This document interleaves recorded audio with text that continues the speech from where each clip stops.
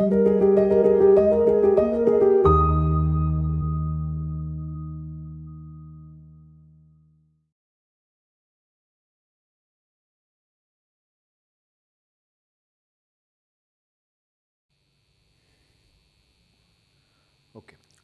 तो इलेक्ट्रोकेमिस्ट्री में हम लोग देख रहे हैं आज जेई एडवांस के कुछ क्वेश्चंस। तो आगे अपन बात कर रहे हैं इस क्वेश्चन का। देखिए, ऑल्दो जेई एडवांस में आया हुआ क्वेश्चन तो ये नहीं है पीवाईक्यू, बट उसी लेवल का क्वेश्चन है ये, ठीक है। अपने को क्या दे रखा है स्टूडेंट्स?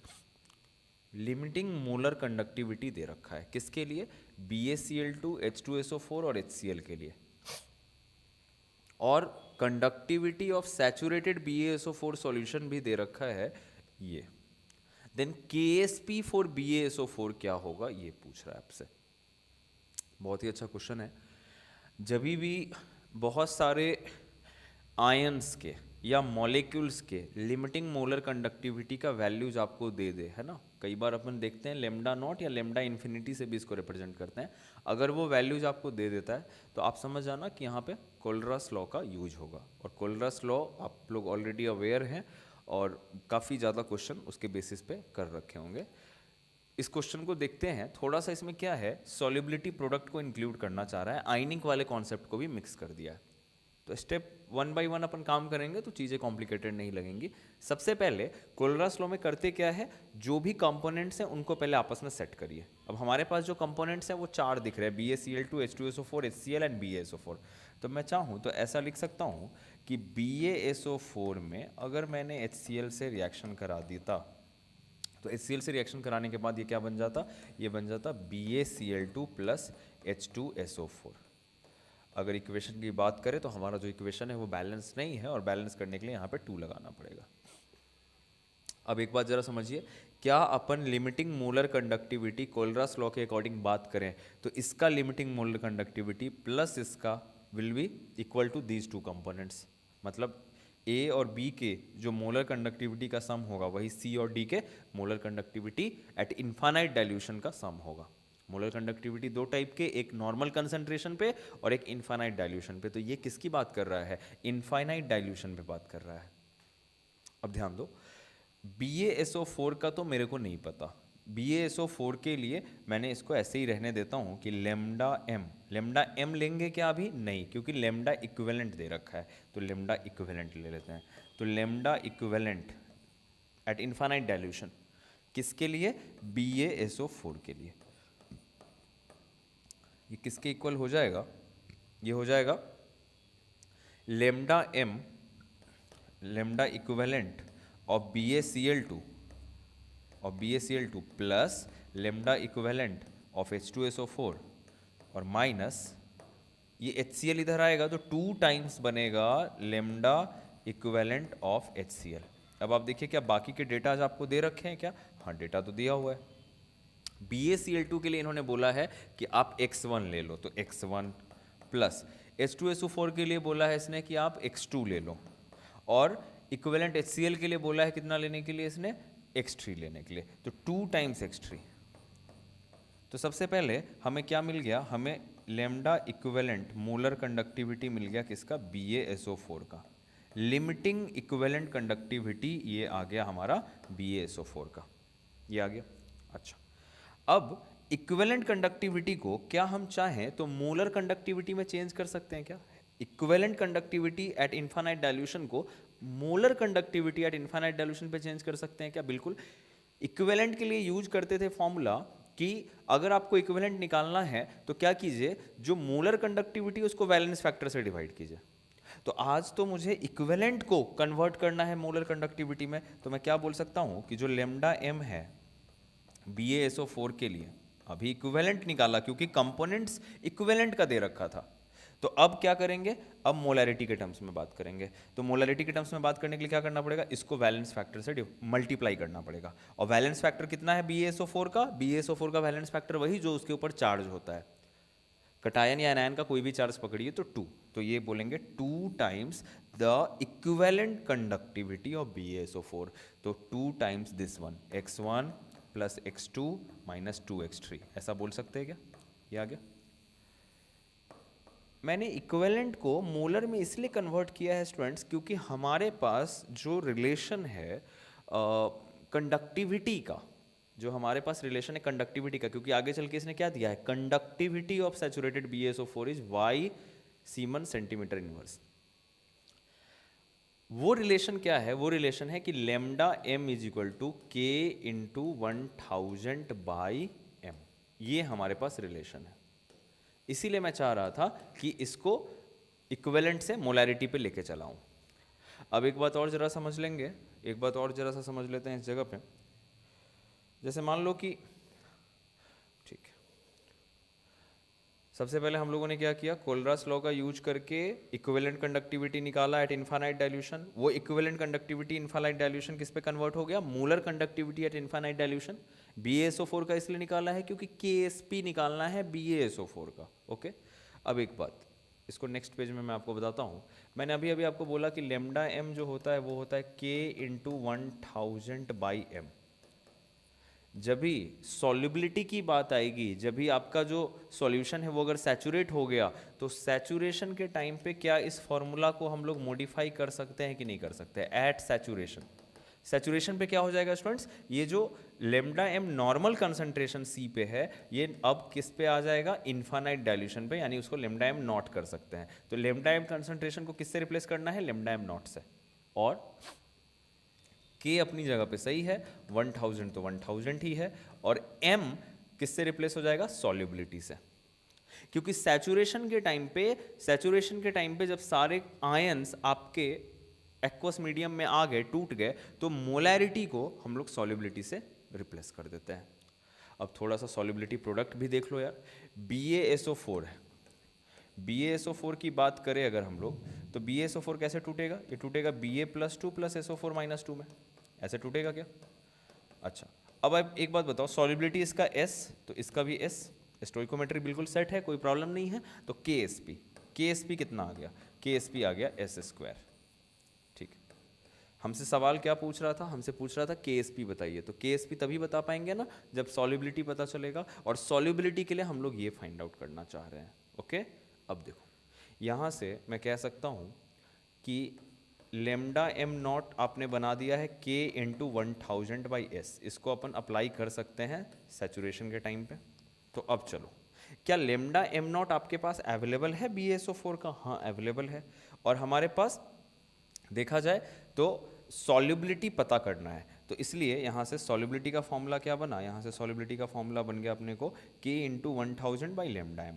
k क्या दे रखा है? k का मतलब क्या होता है? k का मतलब होता है स्पेसिफिक कंडक्टिविटी। मोलर कंडक्टिविटी बोलते हैं लेमडा m को, k है स्पेसिफिक कंडक्टिविटी। और इन्होंने अपने को कंडक्टिविटी सैचुरेटेड BaSO4 सॉल्यूशन का कितना दे रखा है? s। तो सॉरी, वो दे रखा है y, ये इसका यूनिट है यार, y। तो s जो होगा वो क्या हो जाएगा? अगर हम लोग बात करें यहाँ से, तो s हो जाएगा अपने पास कि k इंटू 1000 बाई, आपके पास इसके लिए जो वैल्यू दे रखा है लेमडा m का, वो दे रखा है y, है ना, वो अपने को दे रखा है y। Just a minute, conductivity of saturated BaSO4 is y। ठीक है, तो ये हो गया अपने पास y। k की जो वैल्यू आ जाएगी, जस्ट अ मिनट स्टूडेंट्स, हाँ, k into 1000 by lambda m not. ठीक है, सही जा रहे हैं। k को बोलते हैं कंडक्टिविटी, और कंडक्टिविटी का वैल्यू y दे रखा है, तो क्या करेंगे यहाँ पे? y into 1000 by lambda m not. Lambda m not क्या दिया हुआ है? लेमडा m नॉट ये हमने निकाला 2 times x1 plus x2 minus 2x3, है ना, ये आ गया। k की वैल्यू y दे रखा है पहले से क्वेश्चन ने, और ये लेमडा m नॉट भी हमने निकाला है, तो ये जो वैल्यू आया ये किसका आ गया? s का। अब s अगर आपको पता चल गया तो आइए अब KSP की बात करते हैं। तो KSP क्या हो जाएगा? s का स्क्वायर, मतलब इस पूरे टर्म का स्क्वायर, इस पूरे टर्म का स्क्वायर, इस पूरे टर्म का स्क्वायर करेंगे तो क्या होगा? y का स्क्वायर इंटू ये 10 टू द पावर 3 है, इसका स्क्वायर करेंगे तो क्या आ जाएगा? 10 टू द पावर 6। नीचे आइए, नीचे में ये 2 है तो 2 का स्क्वायर किया तो 4 आ गया, और ये x1 plus x2 minus 2x3 का स्क्वायर, होल स्क्वायर। ये हमारा KSP है। ऑप्शन के अकॉर्डिंग अगर देखें तो आंसर इसी टर्म में दे रखा है इसने, तो उस हिसाब से 10⁻⁶y², 10⁻⁶y², और ये रहा 4x1 + x2 - 2x3 का स्क्वायर। सबसे पहले कोलरास लॉ का यूज करके हम लोगों ने इक्विवेलेंट कंडक्टिविटी निकाला एट इन्फानाइट डाइल्यूशन, उसको कन्वर्ट कर दिया molar conductivity eight infinite dilution. आगे जब बात बढ़ी तो हमने क्या किया कि BaSO4 के लिए KSP और इसका रिलेशन निकाल के बैठ गए और कहा कि S यहाँ से लेके आओ तो उसको फाइंड आउट कर पाएंगे। फाइनली सैचुरेशन के टाइम पे क्या होता है, जो λmc है वो रिप्लेस हो जाता है λm0 से इन्फानाइट डाइल्यूशन पे, और K × 1000/m की जगह हमने सॉलिबिलिटी ले लिया। अब ये जो K है वो क्वेश्चन ने दे रखा है कि conductivity of saturated BaSO4 is Y, तो K की जगह अपन ने Y पुट किया और यहाँ से सॉलिबिलिटी मिल गया। जब सॉलिबिलिटी अपने पास आ गया तो सॉलिबिलिटी को इस जगह पे पुट करके KSP निकाल सकते हैं। ठीक है, तो बहुत सारे मल्टीपल कॉन्सेप्ट का इसमें आप देखें तो यूज हो गया है। ठीक है, चलो एक और क्वेश्चन देख लेते हैं स्टूडेंट्स, 4th वन। बोल रहा है how much time is required to deposit this centimetre of thick layer of silver, density दे रखा है on a surface area of this by passing a current of 5 ampere through AgNO3 solution. इसको भी अपन एक advance level या एक अच्छे level का क्वेश्चन कह सकते हैं, इसलिए क्योंकि हम लोग जनरली थिकनेस वगैरह का कैलकुलेशन तो करते हैं बट ज़्यादातर उसके मास की बारे में बात करते हैं कि कितना करंट देंगे तो कितना मास डिपॉजिट होगा। अब इसमें थिकनेस को इसने इन्वॉल्व कर दिया तो क्वेश्चन का लेवल थोड़ा सा तो अच्छा है। AgNO3 का सॉल्यूशन आपने लिया है। अब जब AgNO3 का सॉल्यूशन आप ले रहे हो तो जाहिर सी बात है कौन से मेटल का डिपोजिशन होगा, सिल्वर का। अब सिल्वर का डिपोजिशन अगर हुआ तो क्या इक्वेशन ऐसे फॉलो होगा, इक्वेशन यही फॉलो होगा हमारा। इसका मतलब अगर मैं स्टोइकोमेट्री को देखूं तो आज मैं बोल सकता हूं कि अगर 1 फैराडे इलेक्ट्रिसिटी इन्वॉल्व हो रहा है तो 108 ग्राम सिल्वर का डिपोजिशन हो रहा है। इक्वेशन से तो यही पता चल रहा है अपने को, और 1 फैराडे का मतलब you are aware 96,500 coulomb. Okay, इसका मतलब अगर मुझे मास पता है तो मैं इलेक्ट्रिसिटी पे पहुंच सकता हूं, इलेक्ट्रिसिटी पता है तो मास पे पहुंच सकता हूं, और ये काम हम लोग खूब करते हैं JEE मेन लेवल तक। अब देखिए बोला क्या है कि कितना टाइम लगेगा इतने थिक लेयर को सिल्वर के ऊपर डिपॉजिट कराने में, इतना थिक लेयर को किसी मेटल पे डिपॉजिट कराने में, सिल्वर का डिपॉजिशन कराना है अपने को। सिल्वर डिपॉजिट होगा, सिल्वर के लिए डेंसिटी भी दे रखा है, और जिस पे आप डिपॉजिशन करा रहे हैं उसका सरफेस एरिया दे रखा है। ठीक है, अब ध्यान देना, कोई मेटल सरफेस अगर आपके पास है, इस मेटल सरफेस का आपको क्या किया, उसने सरफेस एरिया दे दिया, मेटल सरफेस का सरफेस एरिया दे दिया। अब ये सरफेस एरिया के ऊपर जितना लेयर आप थिकनेस देते चले जाएंगे तो वो थिकनेस क्या कर रहा है, उस सरफेस के ऊपर हाइट का काम कर रहा है। तो नीचे में एरिया अवेलेबल है अपने पास और जो थिकनेस है वो एज अ हाइट वर्क कर रहा है। तो क्या मैं अगर सरफेस एरिया और थिकनेस दोनों को इंक्लूड कर लूँ तो कहीं ना कहीं वो वॉल्यूम को बता रहा है कि सिल्वर का कितना वॉल्यूम डिपॉजिट हो रहा है उसके ऊपर, है ना। सो मैं कह सकता हूँ कि डेंसिटी जो होता है वो होता है मास बाई वॉल्यूम। तो यहाँ से अगर मैं चाहूँ तो मास को क्या लिख सकता हूँ, density into volume.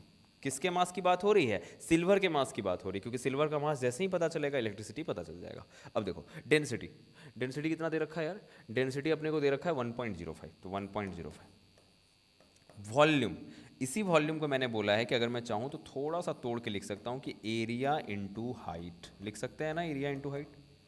And this height is nothing but that thickness, जो डिपॉजिशन हो रहा है उसका थिकनेस। तो चलो यहाँ से ये आ गया 1.05 इंटू एरिया कितना दे रखा है 100 सेंटीमीटर स्क्वायर, और हाइट यानी उसका थिकनेस, ये मेटल सरफेस और इसके ऊपर जितना आप डिपॉजिट करते जाएंगे उसका हाइट बढ़ता जाएगा ना। सो ओवरऑल ये पूरा टर्म वॉल्यूम को रिप्रेजेंट कर रहा है, इसलिए वॉल्यूम को तोड़ दिया एरिया इंटू थिकनेस में। एरिया ये रहा और हाइट कितना दे रखा है यार, मतलब थिकनेस कितना दे रखा है 1 × 10⁻³ ठीक है। अब जब आप इसको लेके बढ़ेंगे तो ये 10⁻³ से हो गया 10⁻, यहाँ ये -2 बचा इस जगह पे, और ये हो जाएगा अपने पास -1 बच गया, फाइनली आ गया 0.105। इतना ग्राम सिल्वर का डिपॉजिशन होगा, 0.105 ग्राम सिल्वर का डिपॉजिशन उस मेटल सरफेस के ऊपर होगा, जिसका सरफेस एरिया और मेटल का जो थिकनेस है वो भी दे दिया था। चलिए अब हम लोग सिंपली यहाँ से रिलेशन निकाल सकते हैं कि 108 ग्राम जब भी सिल्वर था तो कितना इलेक्ट्रिसिटी चाहिए था, 96,500 कूलम चाहिए था। तो इस तरीके से अगर मेरे पास कितना 0.105 ग्राम अगर सिल्वर का डिपॉजिशन कराना है तो क्या करना पड़ेगा। अब ये पहले वाले लेवल पे आ गए, हम लोग नॉर्मल क्वेश्चंस के लेवल पे आ गए, इस जगह से अब ये नॉर्मल क्वेश्चन का लेवल बन गया। तो 0.105 के लिए दिस मच 108 इंटू 0.105 ऐसा आएगा कि नहीं आएगा, ठीक है। इसको जब भी आप सॉल्व करोगे ना 0.105 के लिए तो ये लगभग 94 या 95 कूलम के आसपास, अप्रॉक्सीमेटली 95 कूलम के आसपास आ जाता है। कि आपको अगर सिल्वर के ऊपर एक मेटल है जिसका सरफेस एरिया ये है, अगर उसके ऊपर सिल्वर का डिपॉजिशन कराना है तो सिल्वर का इतना मास चाहिए होगा। अब इस मास के लिए इतना इलेक्ट्रिसिटी चाहिए होगा, मतलब कूलम्ब के टर्म्स में। मेरे से क्या पूछा कि अगर मैं आपको करंट 5 एम्पियर सप्लाई करूं तो कितने टाइम तक आप सप्लाई करेंगे तो इतने मास का डिपोजिशन होगा। तो कूलम्ब को आप करंट से रिलेट कर लीजिए, बोलेंगे कि आई जो होता है वो Q/T होता है कि नहीं होता है स्टूडेंट्स, ठीक है ना। तो यहां से अगर मैं चाहूं तो बोलूंगा time is equal to Q/I। Q कितना 95 और करंट कितना दे रखा है अपने को, करंट दे रखा है 5 एम्पियर, ठीक है ना। तो इस जगह से ये लगभग 18.7 के आसपास आंसर आ जाएगा। मतलब ये कैलकुलेशन थोड़ा सा देख लेंगे आप लोग, 94 या समथिंग आता है, जो भी है 18.7 के आसपास ये वैल्यू आ जाती है, ठीक है। तो 18.7 सेकेंड तक अगर 5 एम्पियर करंट दिया तो एक मेटल सरफेस जिसका एरिया इतना है उसके ऊपर इतना थिकनेस का मास डिपॉजिट हो जाएगा, सिल्वर डिपॉजिट हो जाएगा। तो हम लोगों ने क्या किया, थिकनेस का और एरिया का और डेंसिटी का हेल्प लेकर के मास फाइंड आउट किया, और मास के बाद की कहानी तो काफ़ी नॉर्मल है। ओके, ठीक है, चलो। तो यहाँ पे हम लोगों ने कुछ क्वेश्चंस देखे जो कि जेईई एडवांस लेवल के थे इलेक्ट्रोकेमिस्ट्री से। So now let's conclude the session, thank you.